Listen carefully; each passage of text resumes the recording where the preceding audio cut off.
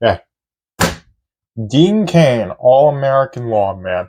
Done a text review on the Substack, a write-up that will be on the link below in the description. But this is the video review of this comic book. This is a 112-pager by Gabe El-Taib, Dean Cain, and Akion. And I have to say, this is a fantastic book.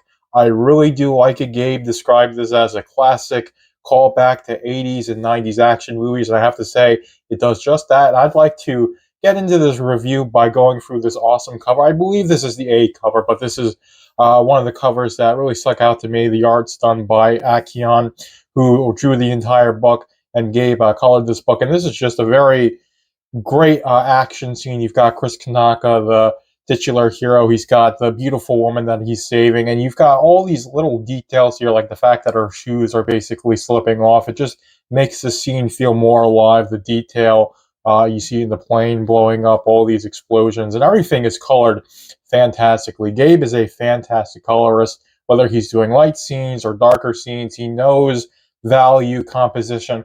All these things are very essential to creating good art. Gabe has a great understanding of, and you see it reflective in the final product. And we're going to go right into opening here. Now, this is a one-page spread, and it just bursts you right into the action. This is how Alpha Core started. I really like how comic books, when they do this, they have this one-page spread that really draws and hooks the reader in. That's why it's called a hook.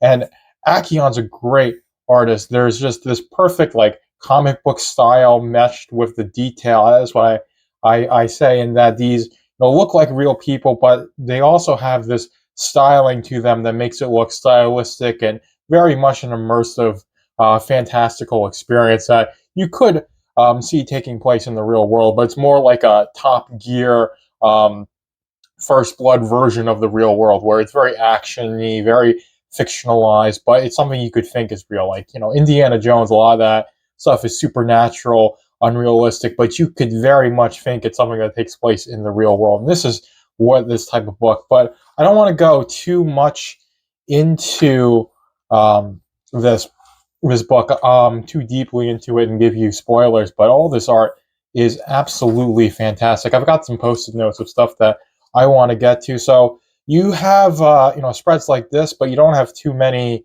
full-on two-page spreads. I think if you had a couple more of scenes like this would make it really shine. But stuff like this is just done so well. All the coloring really pops and really draws you in. So I am 100% okay with the book being like this. And you've also, let's see, yeah, just want to show this scene off here to highlight the fact that the coloring really remains good and solid in these darker scenes. And I do think this is a great, just a great classic comic book. You've got all these complicated scenes with all this detail here. Again, I think this is just another great scene. If you look here, just in terms of just the way the value, the lighting, it all really draws you in on stuff that's just, I don't know, it doesn't seem too consequential, but as you go in, it just keeps you drawn in. And also, I do think this is a good story. This is a classic idea of a story, but it doesn't do anything new. It's not pushing the boundaries. It's not being subversive of anything. It just harkens back to classic 80s and 90s action movies. You've got this little plane fly through. It's a very Indiana Jones callback. And the one thing I'd say is a bit of an issue is that this page and this page should be reversed. So it should be this page, and then it goes into the page I'm looking at now. It would flow better. It seems like that's how it was supposed to be, and it just got misformatted when the print file was being constructed. It's not that big of a deal. It did detract from my reading experience a little bit with having these switch pages, having to flip through this a couple of times to get my brain to understand the flow of the story. But other than that, this is pretty good. And I do have to say, all these character designs. So when I interviewed Gabe, he mentioned this scene, how he had, I believe it's in the credits. He says, special thanks to Hector. I'm not going to try and butcher that name, but Hector, a Mexican or Hispanic friend of his, helped him make sure that these lyrics, can't see these, but these are all in Spanish, and I have no understanding of Spanish, but to make sure that this, sounded and flowed well, he had a native consult him on that, and that makes it as on point on possible if you're bilingual English and Spanish. But these character designs are all beautiful, and all the supporting characters is Chris Tanaka's son, this character, the supporting characters for the villains. Might be my dogs going a bit crazy, but we'll power through. All these supporting characters are they're beautifully designed, and they make the heroes more heroic. The main hero being Chris Tanaka, the guy based off of basically Dean Cain, your classic action movie hero, makes him more heroic, makes the villains seem more villainous, and it's a very classic plot structure.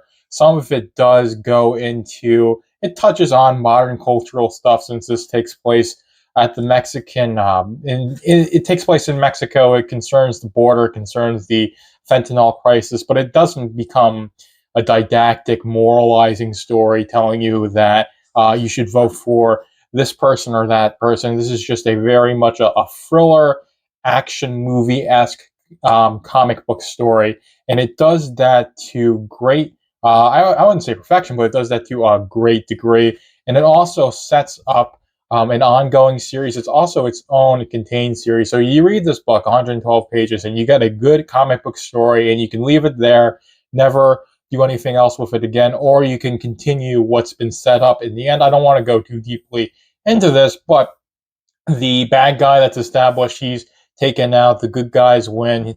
Good guys win. They save the day. He gets the girl. All those sorts of things happen. It's a very classic action movie setup and plot, and you get that satisfaction of reading the story and like, hey, the hero actually did something meaningful. He saved the day. He got what he wanted, what he set out for, and the villains were set back, but not set back to the degree where they can't come back and get him in the sequel, which I do think Gabe and Dean Cain want to do more with the story, more with the character of Chris Tanaka, who is the basically the titular. Titular character. He's the all-American lawman in that sense, and it's just very much a good vehicle to tell these sort of 80s 90s classic action hero stories where stuff blows up and you've got very manly guys saving the feminine damsels in distress, and it's just good comic book action. It gives you a lot of great scenes to draw, stuff like that, kicking bad guys, explosions, gunfights, all these sorts of things.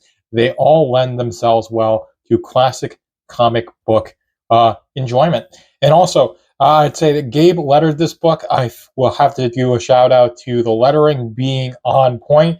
Some of it could be a little bit more stylized. You see, this stuff is pretty simple, but the boom, you have these screeches here like that. I think all of that works, but there's some stuff, some lines with you see how if I can get it here. But stuff like this, where certain words are bolded, I think that could have been done a little bit more because there's some stuff that I would think a speaker would emphasize that wasn't emphasized in there. So I do think while the lettering is good, it's on point, it does its job. It's definitely something that I would like to see improve if Gabe keeps lettering books to just keep improving on the craft. And when I interviewed Gabe, he says, always learn, always improving. So you're never done learning as an artist, as a creative. And while this is a great book, the next book is going to be better. Big Man Comics is going to be better as you take what you've learned from doing this book and you make better books. So I'm certain of it. But as a first outing for Big Man Comics, truly, other than Truth, Justice, and the American Way, I think this is a fantastic book. This is definitely, I'd say, 12 and up.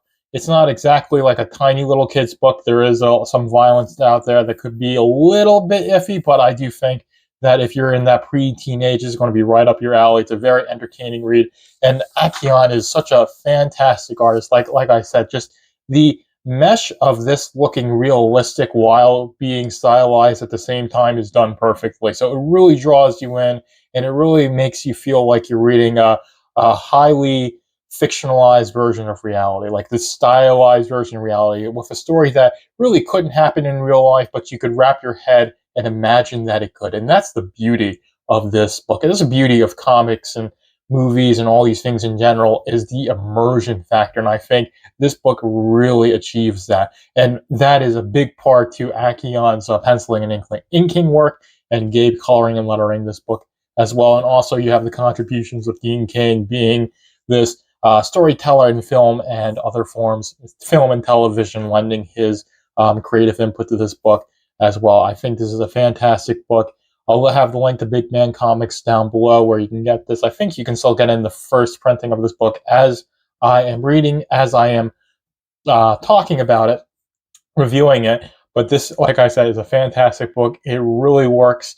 It says it's Gabe said, "Hey, I want to make this comic book that's classic '80s and '90s action. It harkens back to movies like First Blood, Indiana Jones, those sorts of movies, and it really does that." And again, if that's not your thing, it's not going to hit the mark. Some stuff is going to come off as really cheesy. It's going to come off as cringy. It's going to be like something you're not into. But if you want a classic action story that harkens back to those movies because you liked watching them as a kid, or you just think that they're good movies, then I think this is going to be right up your alley, because it sets out to do what they wanted to do. Just make a classic action story in comic book form. And I think with that, I'm going to close out my review of Dean Cain, All-American Lawman.